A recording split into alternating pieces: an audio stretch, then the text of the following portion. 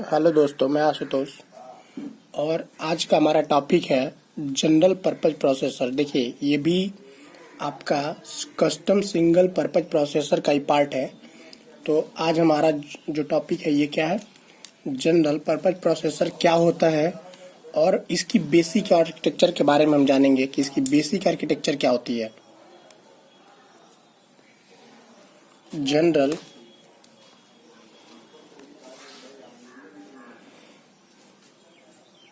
Purpose processor, ठीक है, ये हमारी टॉपिक है। तो थोड़ा सा हम जान लेते हैं कि होता क्या। तो देखिए, जनरल पर्पज प्रोसेसर एक प्रोग्रामेबल डिजिटल सिस्टम है। क्या है ये? एक प्रोग्रामेबल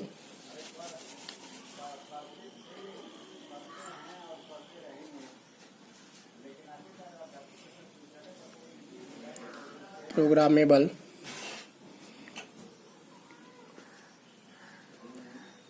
डिजिटल सिस्टम, ठीक है, जिसका प्रयोग बहुत सी एप्लीकेशंस में कंप्यूटेशन प्रॉब्लम सॉल्व करने के लिए किया जाता है। कंप्यूटेशन, जिसका हम लोग कहाँ का यूज करते हैं, बहुत सी एप्लीकेशंस में कंप्यूटेशन प्रॉब्लम के लिए, कंप्यूटेशन प्रॉब्लम को सॉल्व करने के लिए किया जाता है। ठीक है, देखिए, जैसे अब देखते हैं वो कंप्यूटेशन प्रॉब्लम क्या है। जैसे कहाँ करते हैं, जैसे ऑटोमोटिव तथा इंडस्ट्रियल एम्बेडेड सिस्टम में। कहाँ पे? ऑटोमोटिव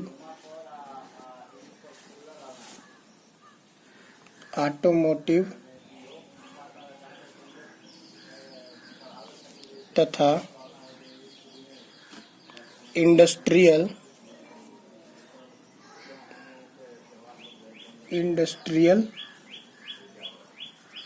एम्बेडेड सिस्टम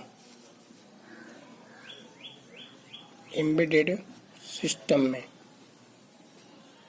ठीक है, तो क्या जाने आपकी जनरल पर्पज प्रोसेसर क्या होता है। तो जनरल पर्पज प्रोसेसर जो होता है एक प्रोग्रामेबल डिजिटल सिस्टम होता है और इसको बहुत सी जगह प्रयोग किया जाता है। किस लिए किया जाता है? कंप्यूटेशन प्रॉब्लम सॉल्व करने के लिए किया जाता है। और इसकी यूज कहाँ करते हैं? जैसे ऑटोमोटिव फील्ड में करते हैं। उसके बाद इंडस्ट्रियल एम्बेडेड सिस्टम जो होती है उसमें हम लोग यूज करते हैं। ठीक, तो ये तो आपको कंप्लीट हो गया। फिर देखते हैं कि जनरल पर्पज प्रोसेसर होता है, इसके लाभ क्या है।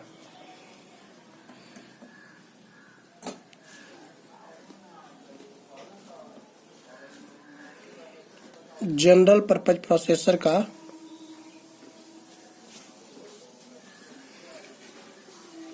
प्रोसेसर का लाभ देखेंगे, प्रॉफिट। ठीक है, तो देखिए, इसके जो होते हैं निम्न लाभ होते हैं। पहला हम देखते हैं क्या होता है।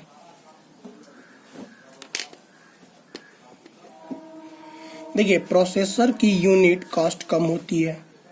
ठीक है, जो इसकी यूनिट कॉस्ट होती है, जो इसका मूल्य होता है वो काफी कम होता है।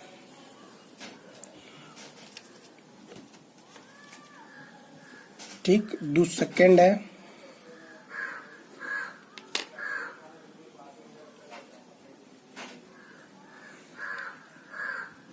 यूनिट कॉस्ट कम होती है, जैसे कुछ ही डॉलर में मिल जाता है। फिर देखिए, सेकंड देखते हैं प्रोसेसर निर्माता एनआरई का मतलब होता है नॉन रिक्यूरिंग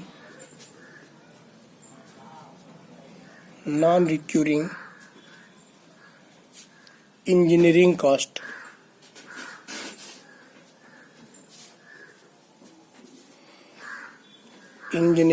कॉस्ट। ठीक है,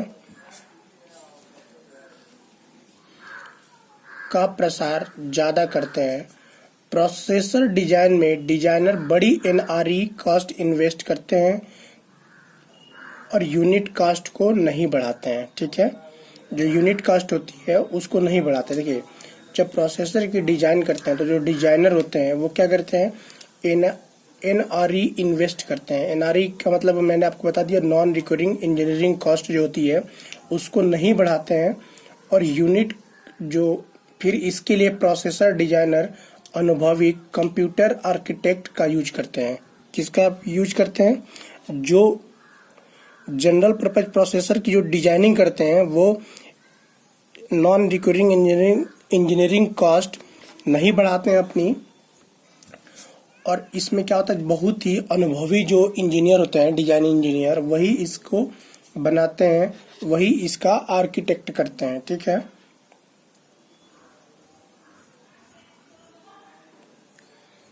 देखिए, जो आर्किटेक्ट करते हैं एडवांस आर्किटेक्चरल फीचर्स तथा नई विकसित टेक्नोलॉजी का प्रयोग करके। किससे करते हैं वो?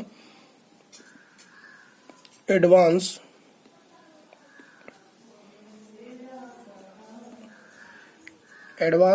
आर्किटेक्चर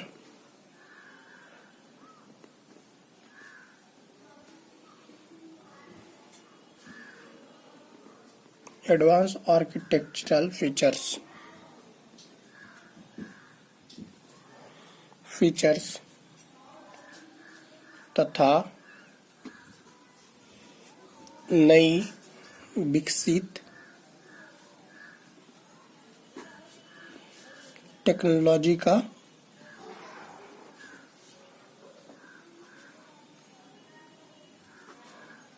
प्रयोग करके। ठीक है, अब क्या करते हैं इसके द्वारा? तो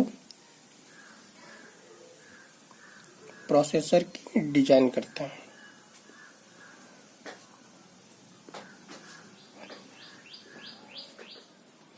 देखिए, कास्ट को देख करके किसी भी यूनिट की डिजाइन की जाती है, किसी भी प्रोसेसर की डिजाइन की जाती है। ठीक है, जितनी कम कास्ट में होगी और अच्छे से अच्छे बनाने के लिए उसको अच्छे से अच्छे इंजीनियर्स की रिक्वायरमेंट होती है। वो जो बहुत अच्छे अनुभवी जो इंजीनियर्स होते हैं, आर्किटेक्ट इंजीनियर, वही इसकी डिजाइनिंग तैयार करते हैं। तो ये आप समझ गए होंगे। फिर देखिए, और क्रिटिकल जो कंपोनेंट होती है उसके लिए क्या करते हैं, ये भी देख लीजिए थोड़ा सा। उसके लिए हैंडीक्राफ्ट, जो क्रिटिकल केस होती हैं, जो क्रिटिकल कंपोनेंट्स जो होती हैं, उसके लिए जो क्रिटिकल कंपोनेंट्स बनाते हैं तो उसके लिए क्या करते हैं, handicraft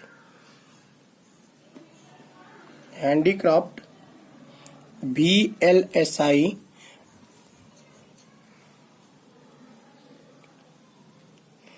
very large integrated scale layout के द्वारा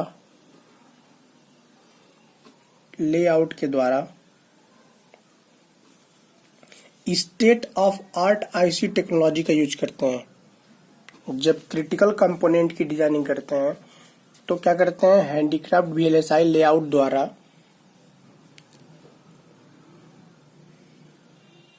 state of art IC technology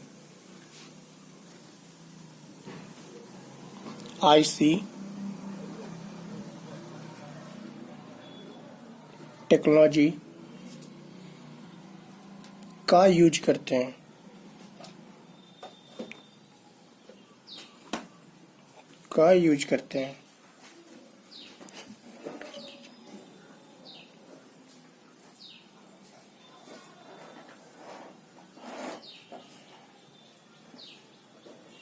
इसमें होता क्या है, इसमें जो टेक्नोलॉजी होती है उसमें क्या क्या ध्यान में रखा जाता है, इससे भी देख लीजिए। इस जैसे साइज को ध्यान में रखा जाता है। ठीक, परफॉर्मेंस इसकी देखी जाती है।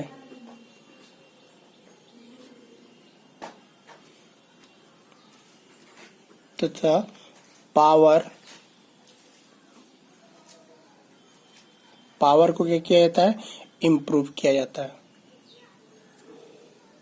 इम्प्रूव किया जाता है। ठीक है, अब देखिए ये तो जनरल पर्पज प्रोसेसर के लाभ हो गए कि क्या क्या हो गए लाभ। इसकी यूनिट कास्ट कम होती है, मतलब बहुत ही कम पैसे में सस्ते होते हैं।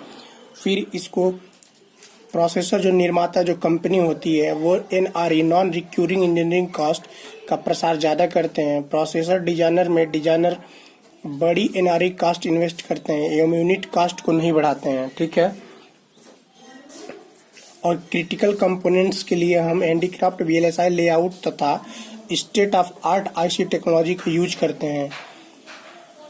और जो फैक्टर्स डिजाइन मैट्रिक्स होती है वो क्या क्या होती है, क्या क्या देखा जाता है इसमें, साइज को देखा जाता है, परफॉर्मेंस को देखा जाता है और पावर को इम्प्रूव किया जाता है। अब हम देखते हैं थर्ड इसकी, तो थर्ड में देखिए embedded system designer NRE cost को अपने ऊपर ले लेते हैं। ठीक है, जो एम्बेडेड सिस्टम डिजाइनर होते हैं वो NRE कास्ट को अपने ऊपर ले लेते हैं। इसका मतलब होता है कि वो नई नई टेक्नोलॉजी के द्वारा या उसकी इम्प्लीमेंट करके कम कास्ट में बहुत ही बेहतर टेक्नोलॉजी देते हैं।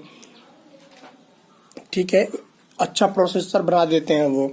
फिर देखिए अपने ऊपर ले लेते, इसलिए डिजाइनर को चाहिए कि वह केवल सॉफ्टवेयर राइट करे। क्या करे, सॉफ्टवेयर को राइट करे।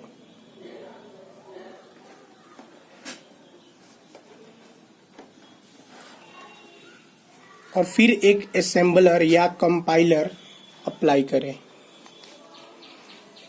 पहले वो क्या करे, सॉफ्टवेयर को राइट करे, उसके बाद असेंबलर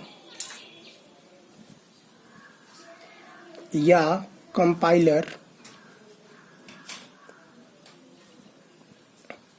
अप्लाई करे।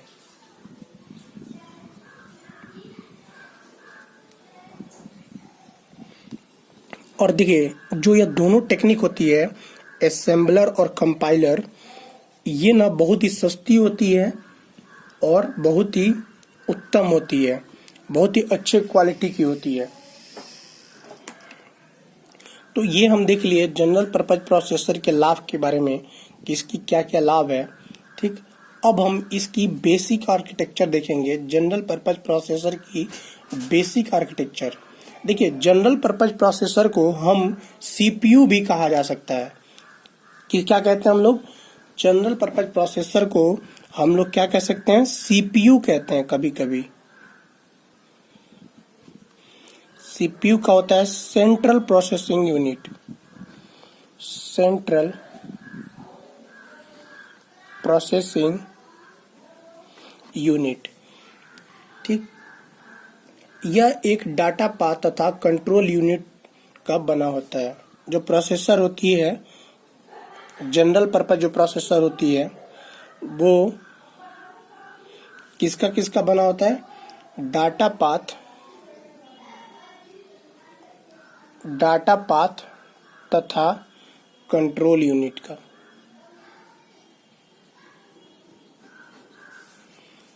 देखिए एक CPU के अंदर क्या होता है, आप लोगों ने देखा होगा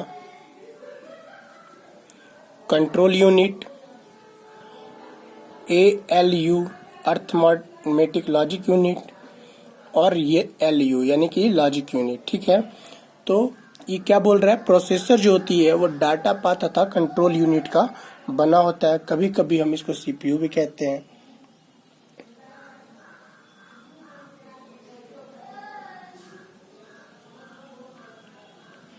और यह जो मेमोरी होती है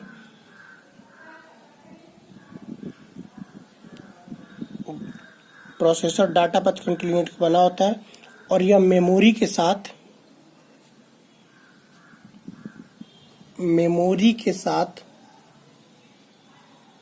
परमानेंटली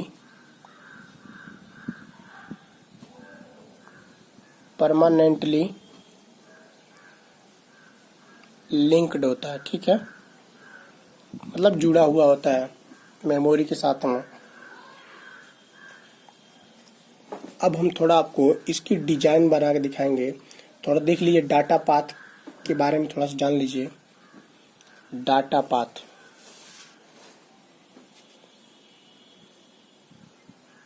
फिर हम डिजाइन आपको दिखाते हैं। जो जनरल पर्पज प्रोसेसर होती है वो डाटा पाथ अगर कंट्रोल यूनिट बनती है। डाटा पाथ होता है क्या है? डाटा पाथ एक सर्किटरी का बना होता है। सर्किटरी का मतलब होता है एक बोर्ड होती है जिसमें सर्किट का डिजाइनिंग होती है।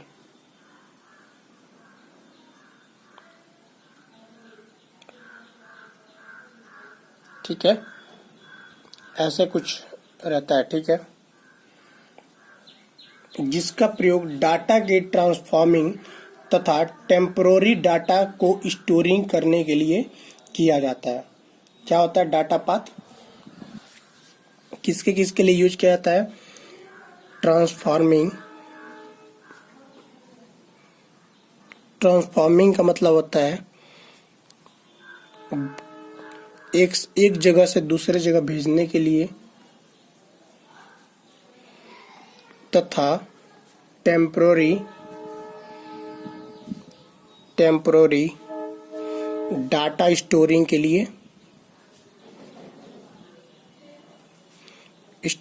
लिए किया जाता है।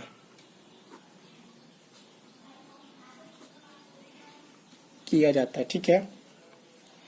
डाटा पाथ में एक ELU यानी कि अर्थमेटिक लॉजिक यूनिट होती है, जो कि कुछ ऑपरेशन जैसे एडिशन। देखिए, ELU मैंने बताया था, ELU का काम क्या होता है? Addition, subtraction, logical and inverting. देखिए, ये ELU का वर्क होता है इन्वर्टिंग एवं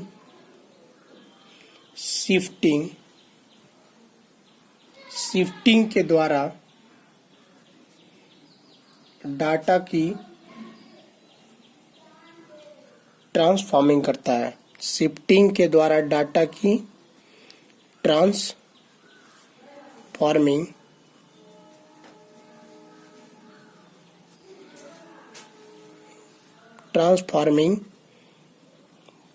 करता है। ठीक है, तो आप डाटा पाथ के बारे में जान गए। अब देखिए, हम इसकी डिजाइनिंग आपको दिखाते हैं कि इसकी डिजाइनिंग कैसे बनाते हैं। तो जनरल पर्पस प्रोसेसर की लॉजिक आर्किटेक्चर क्या होती है, अब इसको देखेंगे हम। इसकी बेसिक आर्किटेक्चर देखेंगे कि जनरल पर्पस प्रोसेसर की बेसिक आर्किटेक्चर क्या होती है। तो देखिए,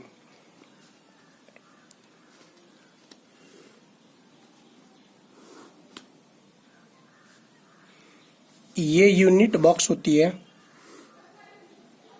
ठीक,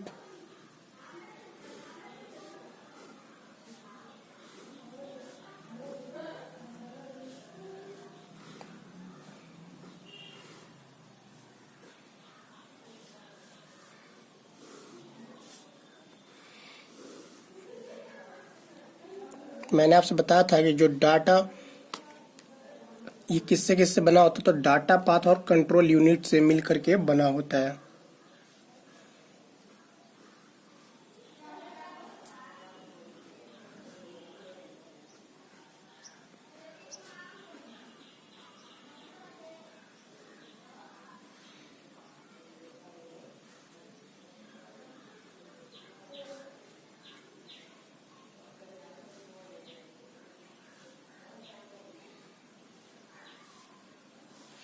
ये आपकी मेमोरी होती है,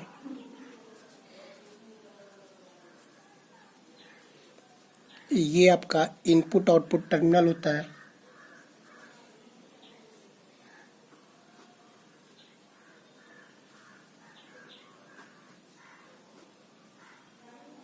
ये आपकी ELU है।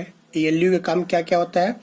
Addition, subtraction, logical and inverting and shifting के द्वारा डाटा की क्या करता है? ट्रांसफॉर्मिंग का काम करता है।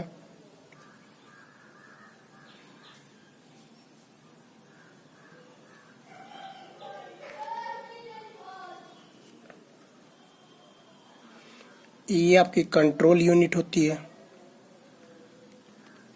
Control unit.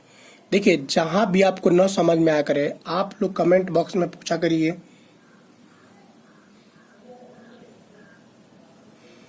ये आपका कंपाइलर होता है,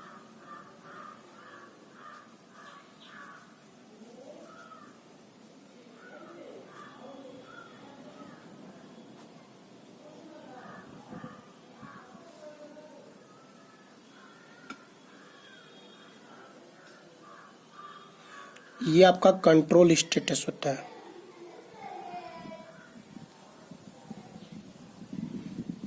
ये पूरी आपकी प्रोसेसर होती है, ठीक है।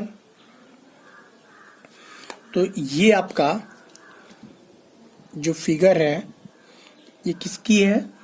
जनरल पर्पज प्रोसेसर की बेसिक आर्किटेक्चर है ये, जनरल पर्पज प्रोसेसर की बेसिक आर्किटेक्चर।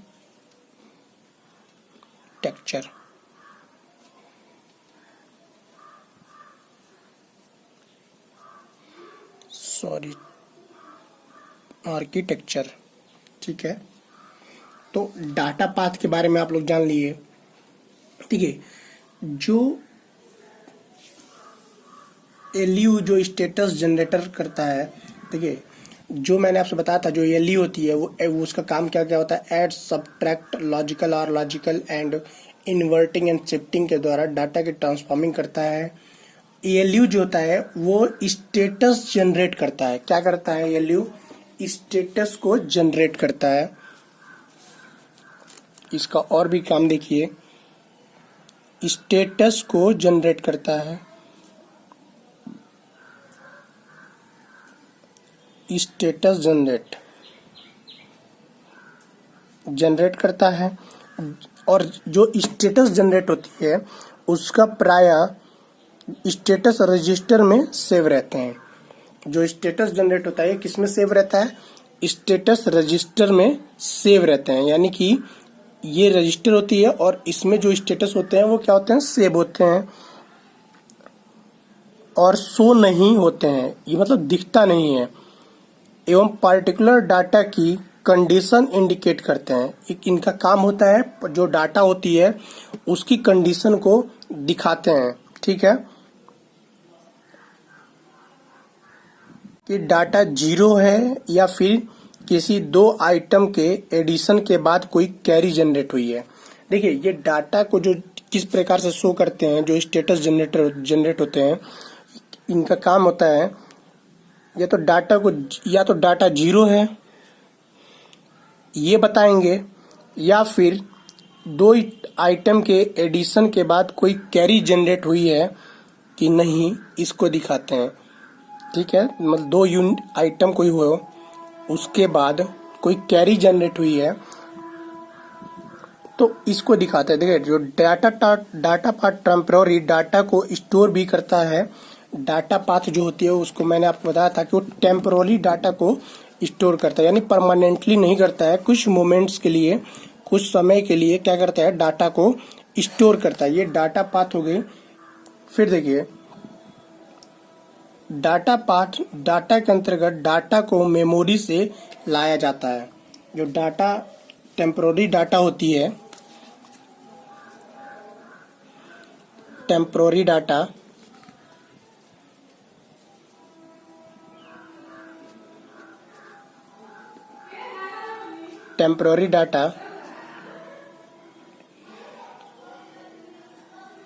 डाटा के अंतर्गत डाटा को मेमोरी से लाया जाता है लेकिन ईएलयू के द्वारा सेंड नहीं किया जाता है। देखो जो डाटा पाथ होती है उसमें क्या होता है? डाटा को टेम्पररी मेमोरी के द्वारा लाया जाता है लेकिन ईएलयू के द्वारा उसको सेंड नहीं की जाती है। ईएलयू मैंने आपसे बता दिया था कि ईएलयू के द्वारा इसे नहीं भेजा जाता है, ठीक है।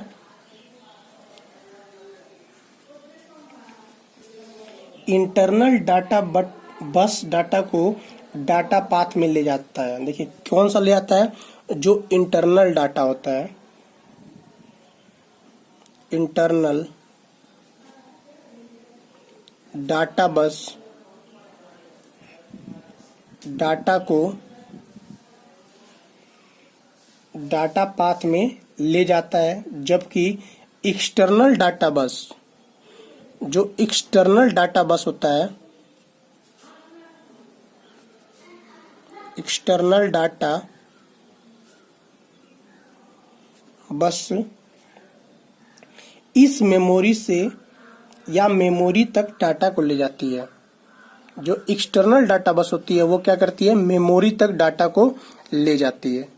ये आपकी मेमोरी है और इसमें डाटा को ले करके आती है। ठीक है, तो ये हम डाटा पाथ के बारे में जान लिए। अब हम जानेंगे कंट्रोल यूनिट के बारे में कि कंट्रोल यूनिट क्या होती है। अब हम देखते हैं कंट्रोल यूनिट के बारे में। डाटा पाथ के बारे में हमने आपको बता दिया। अब हमारा कंट्रोल यूनिट है। तो देखिए कंट्रोल यूनिट का वर्क क्या होता है, पहले ये जान लीजिए। तो देखिए कंट्रोल यूनिट सर्किटरी का प्रयोग प्रोग्राम इंस्ट्रक्शंस को पुनः प्राप्त करना तथा डाटा को एक स्थान से दूसरे स्थान तक मूव करने के लिए प्रयोग किया जाता है। कंट्रोल यूनिट का कहाँ प्रयोग किया जाता है, किसी भी सर्किट का प्रयोग प्रोग्राम इंस्ट्रक्शंस, किसके लिए, प्रोग्राम इंस्ट्रक्शंस के लिए, प्रोग्राम इंस्ट्रक्शन को पुनः प्राप्त करना तथा डाटा को एक स्थान से दूसरे स्थान तक मूव करने के लिए। किसको, डाटा को एक स्थान से दूसरे स्थान तक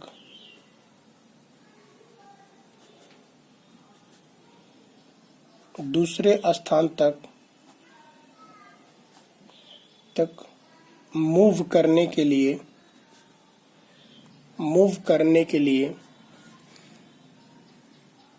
कंट्रोल यूनिट का प्रयोग किया जाता है। ठीक है, कंट्रोल यूनिट में एक प्रोग्राम काउंटर होता है जो कि मेमोरी में नेक्स्ट प्रोग्राम इंस्ट्रक्शंस के एड्रेस को होल्ड रखता है।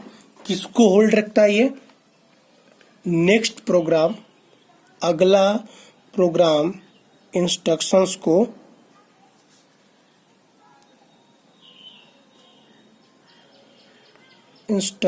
को होल्ड रखता है तथा इंस्ट्रक्शंस रजिस्टर IR भेजी गई। देखिए IR का फुल फॉर्म होता है इंस्ट्रक्शंस रजिस्टर।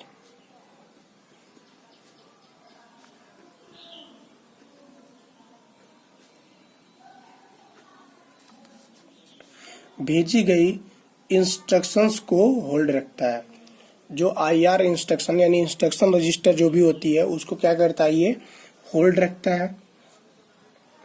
कंट्रोल यूनिट में एक कंट्रोलर होता है। क्या होता है, कंट्रोल यूनिट में एक कंट्रोलर होता है जो कि एक स्टेट रजिस्टर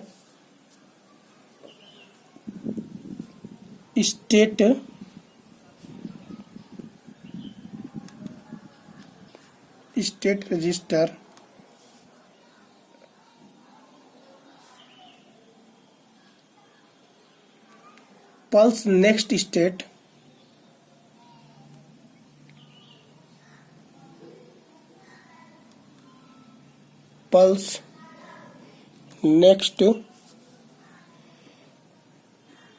स्टेट तथा कंट्रोल लॉजिक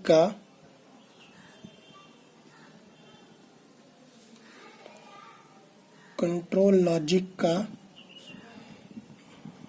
बना होता है। ठीक है, यह कंट्रोलर जो होता है यह आवश्यक कंट्रोल सिग्नल उत्पन्न करता है।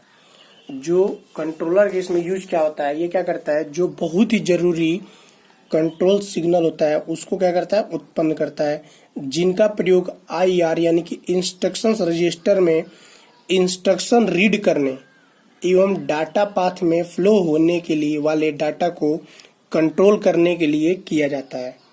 किसके लिए किया जाता है? जो कंट्रोलर होती है उसका काम क्या होता है? कंट्रोल सिग्नल में आवश्यक, कंट्रोलर का काम क्या होता है? कंट्रोल सिग्नल उत्पन्न करना होता है,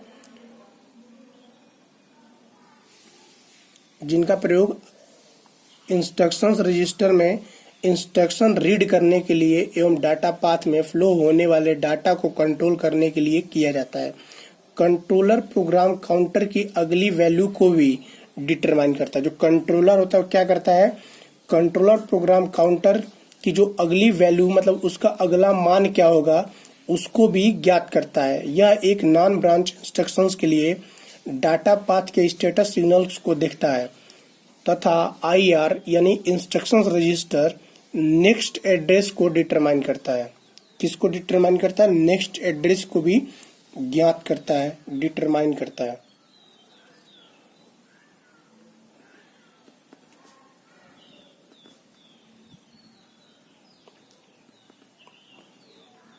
डिटरमाइन करता है। फिर देखिए, प्रोग्राम काउंटर की बैंडविड्थ प्रोसेसर के एड्रेस साइज को डिटरमाइन करता है। किसको करता है? फिर से, प्रोग्राम काउंटर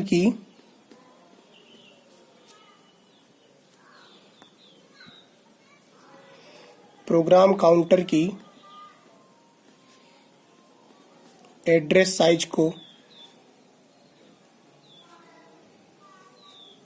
साइज को भी डिटरमाइन करता है।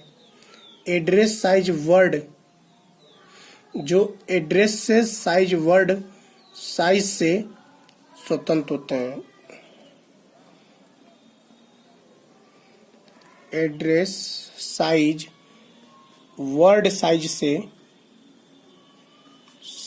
से स्वतंत्र होते हैं। देखिए, address size directly assemble memory locations को डिटरमाइन करता है। एड्रेस साइज जो होता है ये क्या करता है?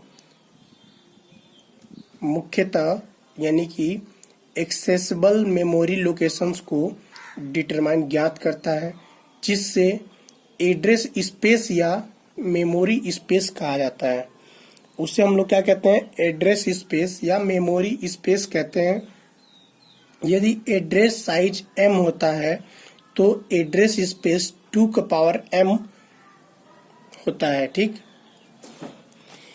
एड्रेस साइज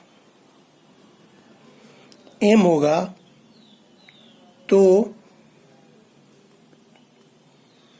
एड्रेस स्पेस 2 का पावर m होगा। ठीक, इस प्रकार यदि कोई भी 16 बिट पीसी 2 का पावर 16 बराबर, देखिए 16 बिट पीसी 2 का पावर 16 इजकल टू 65536 मेमोरी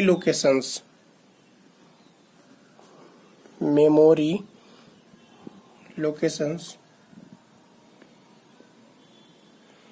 को डायरेक्टली एड्रेस करता है।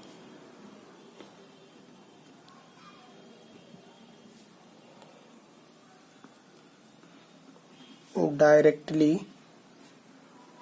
एड्रेस करता है।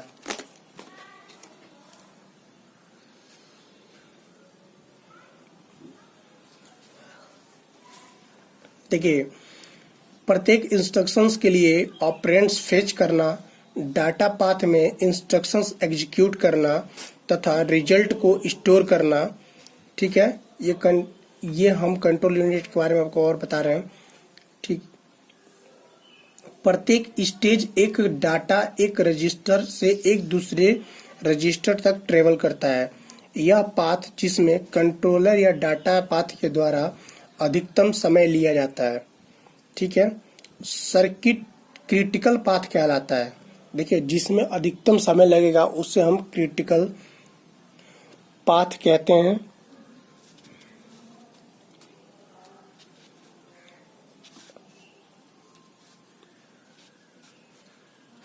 और क्लॉक साइकिल का इनवर्स क्लॉक फ्रीक्वेंसी कहलाता है। क्लॉक साइकिल का इनवर्स क्लॉक फ्रीक्वेंसी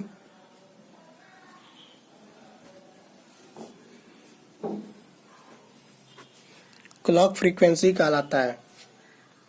ठीक है, जिसे हर्ट्स में मेजर करते हैं। इसको हम किस में मेजर करते हैं? हर्ट्स में।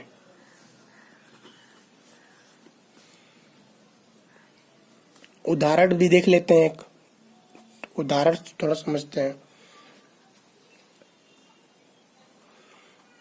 तो एक नैनो सेकेंड की क्लॉक साइकिल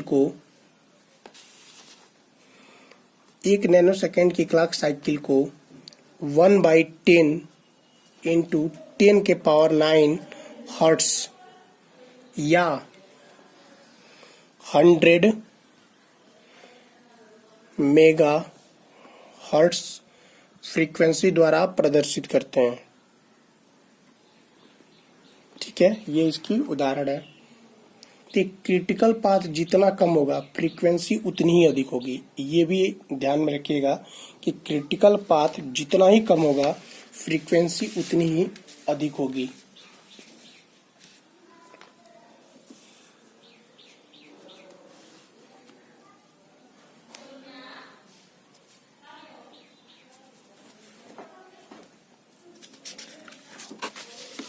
देखिए, और हायर फ्रीक्वेंसी में प्रोग्राम जल्दी एग्जीक्यूट होगा।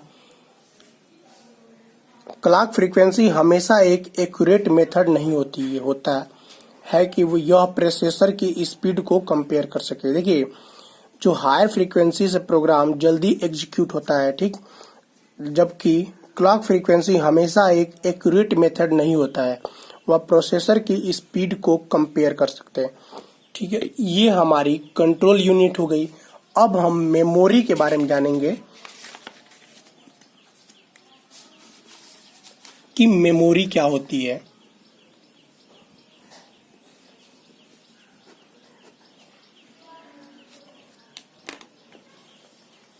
तो देखिए, मेमोरी हम किसे कहते हैं?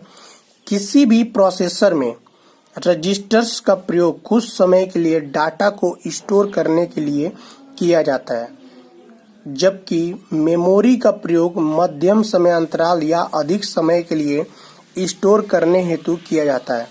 हम स्टोर्ड इंफॉर्मेशन को या तो प्रोग्राम की या डाटा की तरह क्लासिफाई करते हैं। प्रोग्राम इंस्ट्रक्शंस एक सीक्वेंस की बनी होती है जो कि आवश्यक फंक्शनली को सिस्टम के लिए ले जाती है। डाटा इंफॉर्मेशन इनपुट, आउटपुट एवं प्रोग्राम द्वारा ट्रांसफॉर्म की गई वैल्यू को रिप्रेजेंट करते हैं। ठीक है, हम प्रोग्राम एवं डाटा को अलग अलग एक साथ भी स्टोर कर सकते हैं। देखिए, डाटा और प्रोग्राम को हम लोग क्या कर सकते हैं? एक साथ स्टोर कर सकते हैं। देखिए, इसी प्रोसेसर में मेमोरी के बारे में हम देख रहे हैं। हमने कंट्रोल यूनिट देख लिया, रजिस्टर भी देख लिया था, उसका ELU देख लिया था, डाटा पाथ भी देख लिया। तो अब हम मेमोरी के बारे में देख रहे हैं कि ये मेमोरी है और इसकी क्या क्या वर्क होती है। तो देखिए, डाटा इंफॉर्मेशन इनपुट, आउटपुट एवं प्रोग्राम द्वारा ट्रांसफॉर्म की गई वैल्यू को रिप्रेजेंट करती है। हम प्रोग्राम एवं डाटा को अलग अलग एक साथ भी स्टोर कर सकते हैं। ठीक है, यह एक प्रिंसटन आर्किटेक्चर में डाटा तथा प्रोग्राम एक साथ एक मेमोरी शेयर कर सकते हैं। ठीक है, जो प्रोग्राम होती है और डाटा वो एक साथ एक मेमोरी शेयर कर सकते हैं, जबकि एक हार्वर्ड आर्किटेक्चर में देखिए किस में कर सकते हैं, ये देख लीजिए। जो मेमोरी होती है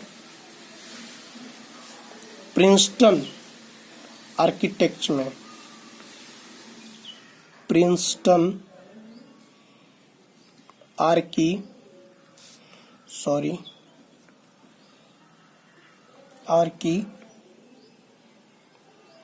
आर्किटेक्चर में क्या कर सकते हैं, डाटा और प्रोग्राम एक साथ एक मेमोरी में रह सकते हैं। यानी कि एक मेमोरी के अंदर डाटा भी रह सकता है प्लस प्रोग्राम भी रह सकता है। जबकि हार्वर्ड आर्किटेक्चर में हार्वर्ड आर्किटेक्चर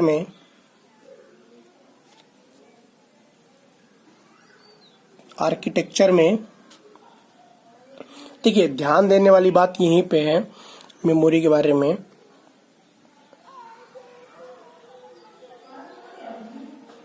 प्रोग्राम का मेमोरी स्पेस डाटा के मेमोरी स्पेस से अलग होता है। इसमें क्या होता है, डाटा की मेमोरी स्पेस अलग होती है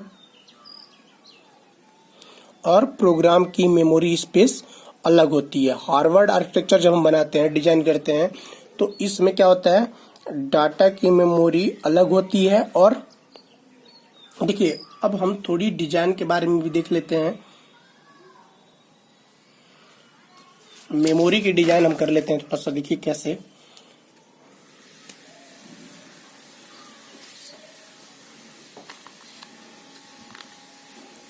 ये है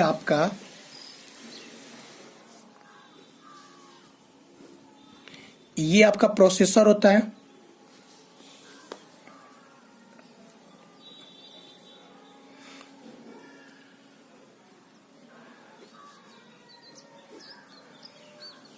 ये आपका प्रोग्राम मेमोरी है।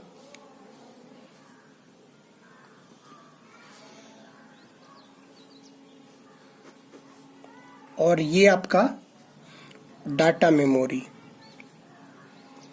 तो मैंने आपको बताया कि जिसमें डाटा मेमोरी और प्रोग्राम मेमोरी अलग अलग होते हैं, वो आपका होता है हार्वर्ड आर्किटेक्चर। आर्किटेक्चर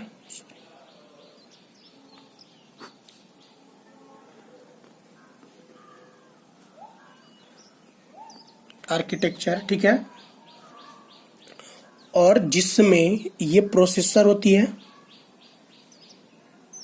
और एक ही मेमोरी के अंदर डाटा प्लस प्रोग्राम मेमोरी, एक ही मेमोरी के अंदर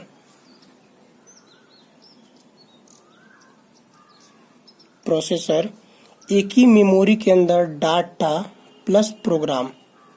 तो ये आपकी हो गई प्रिंसेस्टन मेमोरी, यानी कि प्रिंसेस्टन आर्किटेक्चर। ये एक डिजाइनर है जो अपनी प्रोसेसर के अंदर ही मेमोरी को और डाटा मेमोरी को रखने के लिए दिए हैं। और इसमें क्या है, अलग अलग है। तो ये हार्वर्ड आर्किटेक्चर, ये दोनों के बारे में हम समझ लिए मेमोरी में। फिर देखिए थोड़ा सा आगे,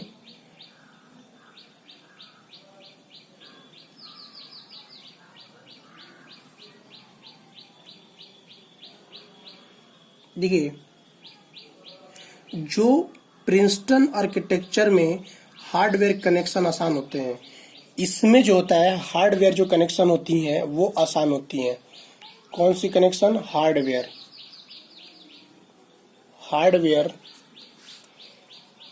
कनेक्शन इसमें इजली होता है।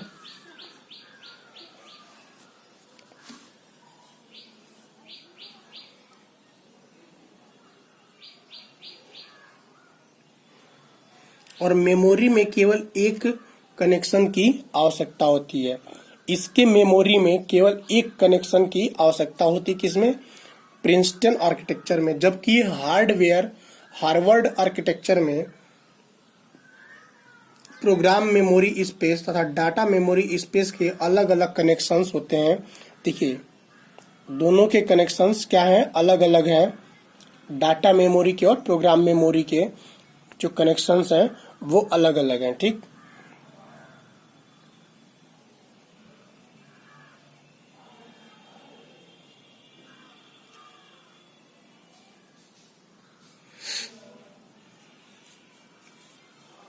तथा डाटा को सिमल्टेनियसली फेच किया जाता है, जिससे परफॉर्मेंस इंप्रूव होती है। ज़्यादातर मशीन प्रिंसटन आर्किटेक्चर में, मतलब मैक्सिमम जो मशीन होती हैं वो प्रिंसटन आर्किटेक्चर में प्रयोग की जाती हैं, जैसे इंटेल 8051,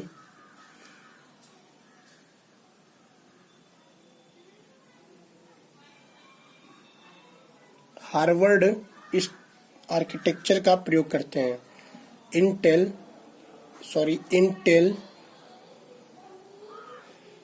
8051 किसका प्रयोग करते हैं? हार्वर्ड आर्किटेक्चर का प्रयोग करते हैं।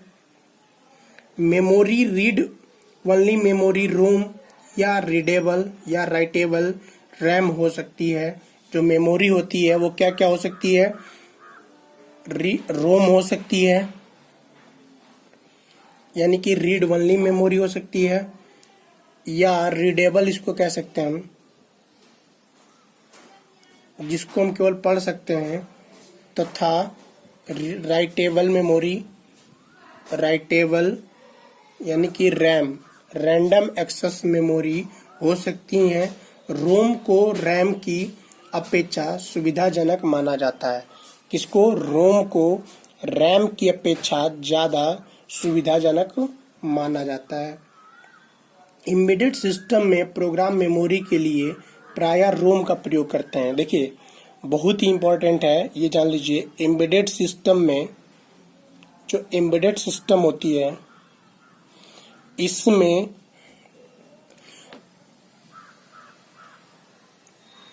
प्रोग्राम मेमोरी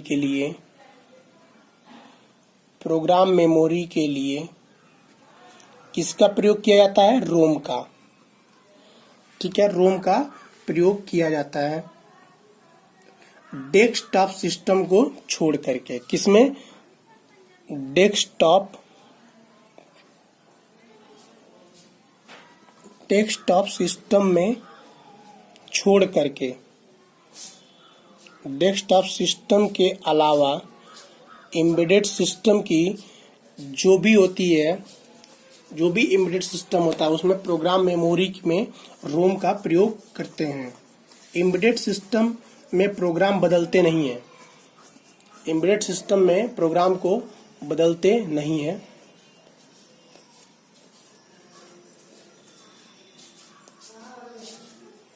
और देखिए, कांस्टेंट डाटा को रोम में स्टोर किया जाता है, लेकिन अन्य डाटा के लिए वास्तव में रैम की आवश्यकता होती है। किसके लिए? कांस्टेंट डाटा के लिए। कांस्टेंट डाटा के लिए किसकी आवश्यकता होती है? रोम में स्टोर किया जाता है। जो कांस्टेंट डाटा होती है वो रोम में स्टोर किया जाता है, जबकि अन्य डाटा के लिए, जो अन्य डाटा होती हैं, उसके लिए रैम की आवश्यकता होती है। रैम की आवश्यकता होती है।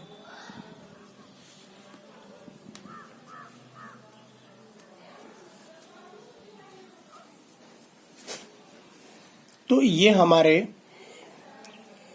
हमने देख लिया किसके बारे में?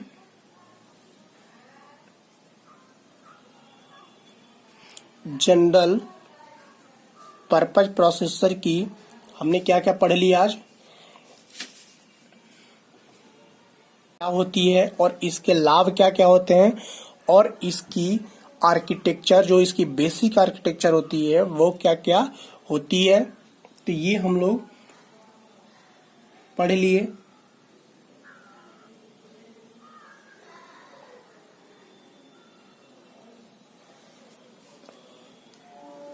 तो आज हमारी क्लासेज यहीं तक, फिर मिलते हैं हम आपसे अगले क्लास में।